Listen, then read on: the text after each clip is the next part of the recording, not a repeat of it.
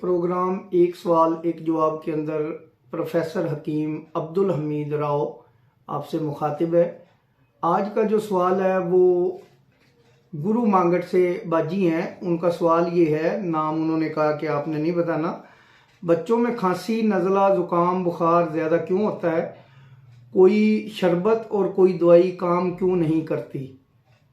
तो ये आप ही का सवाल है। गुरु माकड़ से आप ही हैं, इनके बच्चों की प्रॉब्लम रही है, अब ठीक है।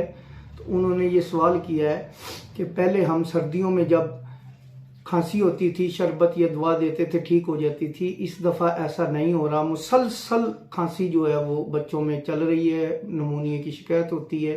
तो आप ये समझ लें कि हमारे यहाँ जो सर्दी आई है ये बहुत देर बाद लंबी आई है और इसमें बारिश नहीं है। बारिश ना होने की वजह से आबो हवा के अंदर इतनी खुश्की सर्दी है कि नमूनिया की शिकायत हो रही है। हम बच्चों को जो शरबत और दवाइयाँ वगैरह देते थे वो हमने बंद कर दी हैं। हम इस वक्त बच्चों को शहद के अंदर कुछ बारहसिंगा डाल के दे रहे हैं।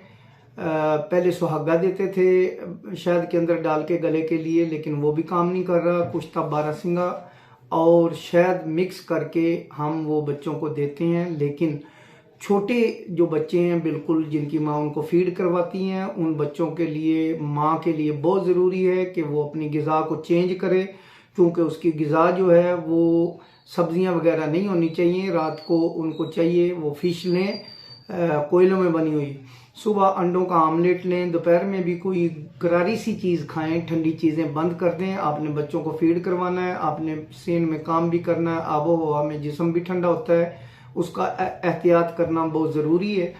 अगर माएँ एहतियात करेंगी तो बच्चे वैसे ही ठीक रहेंगे।